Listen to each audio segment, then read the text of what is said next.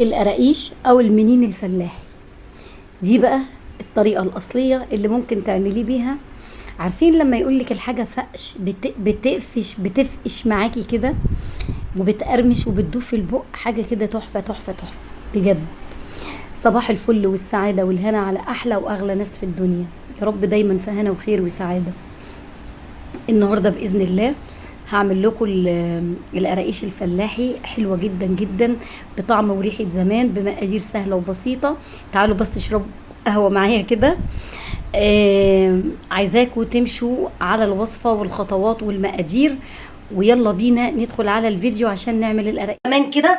وروايح زمان الحلوة، كيلو دقيق عليهم معلقتين سكر بودرة اهو، هننزل بيهم هنا كده، وكمان معلقه بيكنج باودر ممسوحه صغيره، مش من دي، لا معلقه صغيره اهي ممسوحه. حلو كده، هننزل بيها هنا برضو. ومعايا كوبايه ميه، مج من ده، كوبايه حليب وكوبايه ميه قده. طبعا مش دي الميه اللي هناخدها، احنا هناخد ميه قد ده، هيبقى معانا كوبايه حليب وكوبايه ميه. حلو. ومعايا كمان معلقه خميره كبيره من دي، يا سلام لو في خميره بيره او الخميره البلدي بتاعتنا بتبقى طعم وريحه، بس انا مش موجوده عندي. ومعايا كمان سمنه، يا سلام بقى لو سمنه بلدي كده تبقى طعمها رائع. دول 200 جرام، 200 جرام يعني مج من ده يا جماعه، 200 جرام يعني مج من ده كله. هنستعمل المج ده اللي هو الزجاج ابو ايد ده. طيب و200 جرام زيت، يعني الكيلو هياخد 400 جرام معايا. حلو. كوبايه زيت من المج ده وكوبايه سمنه. هنعمل ايه دلوقتي؟ بس هنسيح السمنه بتاعتنا دي، مش هنقدحها نخليها تطلع الدخان يا دوبك بس هنفككها على النار. تمام، ونكمل مع بعض. السمنه بتاعتي بس تسيح وتفك على النار كده. دي ربع كوبايه ميه من المج الميه اللي معايا، يعني مش هنزود ربع تاني، لا شويه سكر عليهم. تمام. ومعلقه الخميره بتاعتي بس هنا كده. حلو، معلقه مليانه كبيره.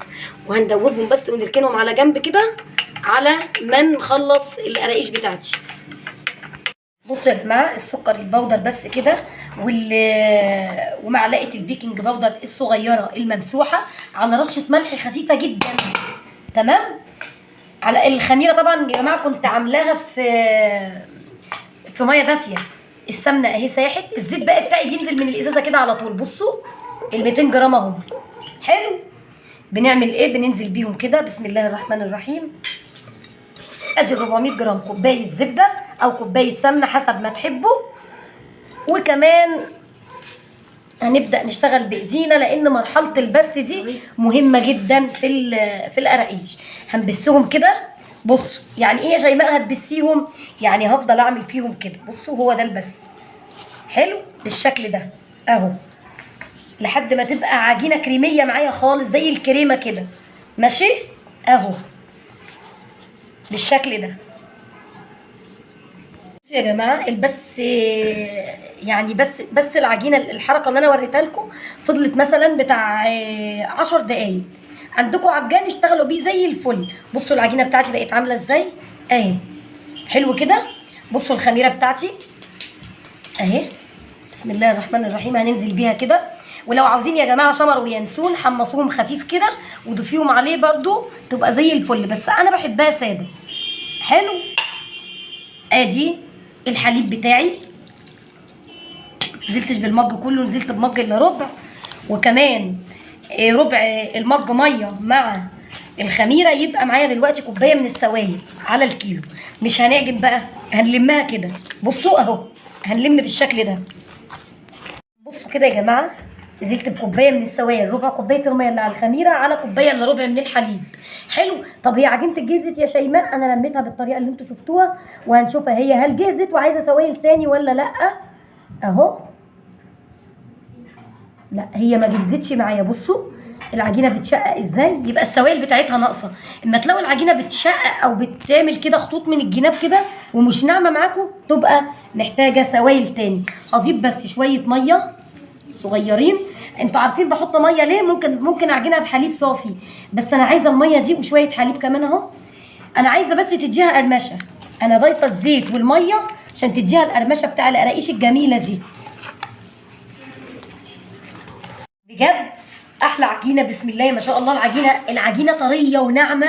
ايه الجمال ده، ايه الجمال والحلاوه دي. بس بصوا، لو عجنا بالشكل ده كاننا بنعجن مخبوزات وقعدنا نعمل كده، العجينه هتاخد مننا عرق وتمط كده. احنا مش عاوزين عجينه بتمط، احنا قلنا نعجن بايه؟ نلم العجينه بالسوائل. طب خدت قد ايه سوائل يا شيماء؟ خدت كوبايه حليب ونص كوبايه ميه، بميه الخميره كمان، بالميه اللي احنا مدوبين فيها الخميره. طب يا شيماء انت عرفتي منين ان هي جهزت معايا؟ خدت حته عجينه، العجينه طريه، بصوا عامله ازاي، روعه. خدت حته عجينه وعملتها كده حلو بالشكل ده، وبعدين عملتها كده صباع اهو ماشي، وبعدين بططتها كده بالشكل ده.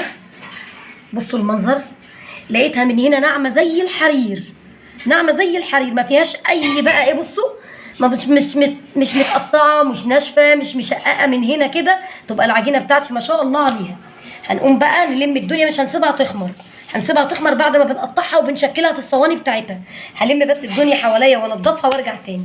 العجينه بتاعتي يا دوبك على 10 دقايق بس، على ما لميت الحاجه، على ما لميت الحاجه بتاعتي ويا دوبك رجعت لها تاني، يعني ما خمرتش تمام. هم 10 دقايق يا دوبك بس كده ارتاحت مع بعضها تمام. حته العجينه بتاعتي اهو، قبل ما اشتغل فيها اعملها بايدي كده. ليه هتعمليها بايدك كده يا شيماء؟ بصوا اهي، هلمها على بعض بس كده بالطريقه دي. عارفين الحركه دي بتعمل ايه؟ بتنعم العجينه معايا، بتخلي وشها كده ايه، وشها ناعم. بصوا اهو، وش العجينه ناعم خالص، عشان احنا هنقطعها دلوقتي بالسكينه اهو، وهنبدا نظبطها كده بالشكل ده تمام. هي سهله جدا وسريعه ومش هتاخد وقت خالص، عشان ايه؟ ما يعني بنقطعها بالسكينه، هو ده التشكيل بتاعها، فبتبقى سريعه معايا تمام اهو. طب هتعملي ايه تاني يا شيماء؟ هو السمك بتاعها زي ما انتم شايفين، وريهم السمك كده يا ندى، السمك بتاع العجينه اهو كده حلو وناعمه خالص وجميله قوي. طيب كل اللي هنعمله دلوقتي هنجيب سكينه ونبدا ان احنا نقطع فيها كده، ناخد بس الاطراف دي كده اهو، ونبدا ان احنا نقطع بالشكل ده. طيب ايه تاني يا شيماء تعملي فيها ايه بعد كده؟ هرصها في الصواني بتاعتها، وبعد كده هسيبها تخمر، وبعد ما نيجي نخبزها تخمر بقى في مكان دافي كده، عشان الجو برد دلوقتي، خلوا بالكم من الموضوع ده تمام. بس هنرصها في الصواني بعد ما نقطعها بالشكل ده، ونرجعها تاني ونيجي تاني اوريكم هعمل ايه. خلصت بسم الله ما شاء الله. كيلو دقيق عمل الكميه اللي انتوا شايفينها دي ما شاء الله عليه، طالع حلو وريحته قلب الدنيا.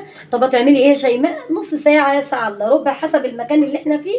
هو ما خمرش ولا مره، هنسيبه يخمر بس كده ونغطيه باي حاجه، وبعد كده نرجع نخبزه على درجه حراره تقريبا 180 200. الصينيه بتاخد 25 دقيقه في الفرن او 20 دقيقه. بسم الله الرحمن الرحيم، بسم الله ما شاء الله. عدى كده يا جماعه بتاع ساعه الا ربع على العجين بتاعي اهو تمام. القراقيش خمرت تاني، بصوا كده، انا بس خايفه اشيلها، هي خمرت يعني. عارفين هتعرفوا منين؟ من تحت كده، من ال بصوا اهو،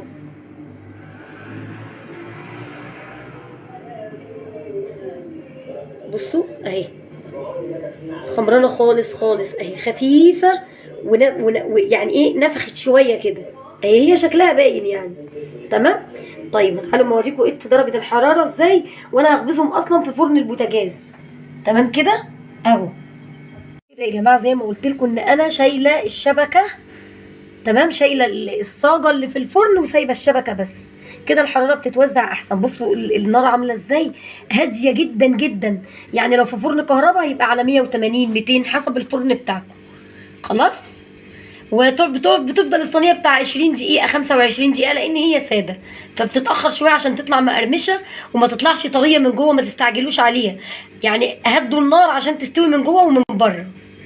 يا جماعه عدى بتاع 20 دقيقه، بصوا هو خد اللون الجميل ده من تحت اهو على النار اللي قلت لكم عليها، هو كده بقى له 20 دقيقه في الفرن، هياخد بقى لون جميل كده كمان من فوق من على الوش كده. ما لو الشوايه بتقيد ايدوها مع الفرن من تحت، يعني الاتنين بيقيدوا مع بعض. لو في فرن كهرباء هيبقى زي الفل باشا جدا، والدنيا تبقى حلوه وياخد اللون وخلاص. فانتوا ظبطوا فرنكم، يعني خلوا الشوايه اخر حاجه عشان ياخد اللون ويبقى مستوي من جوه. بصوا اهو بسم الله ما شاء الله، الكميه طلعت حلوه جدا ما شاء الله عليها، وكمان النتيجه روعه روعه روعه روعه. بصوا دي بقى القرمشه اللي انا بحكي لكم عنها. بصوا كده، عارفين انتوا القرمشه اللي هي فيها نعومه كده بالشكل ده اهو. بصوا ولا ريحته بقى اللي قلب المكان وقلب البيت. الزيت طبعا والميه وحته الزبده والحركات والمقادير طلعتهن بالشكل اللي انتوا شايفينه ده. اعملوا لي لايك لو عجبكم الفيديو، وكمان ما تنسوش لو عجبتكم القناه شيماء السبكي او مخبوزات شيماء وفلاحين مصر اشتركوا في القناه ونوروني وشيروا لي الفيديو لو امكن. مع السلامه. دي بقى القرمشه اللي انا بحكي لكم عنها. بصوا كده، عارفين انتوا القرمشه اللي هي فيها نعومه كده بالشكل ده اهو. بصوا ولا ريحته بقى اللي قلب المكان وقلب البيت. الزيت طبعا والميه وحته الزبده والحركات والمقادير طلعتهن بالشكل اللي انتوا شايفينه ده. اعملوا لي لايك لو عجبكم الفيديو، وكمان ما تنسوش لو عجبتكم القناه شيماء السبكي او مخبوزات شيماء وفلاحين مصر اشتركوا في القناه ونوروني وشيروا لي الفيديو لو امكن. مع السلامه.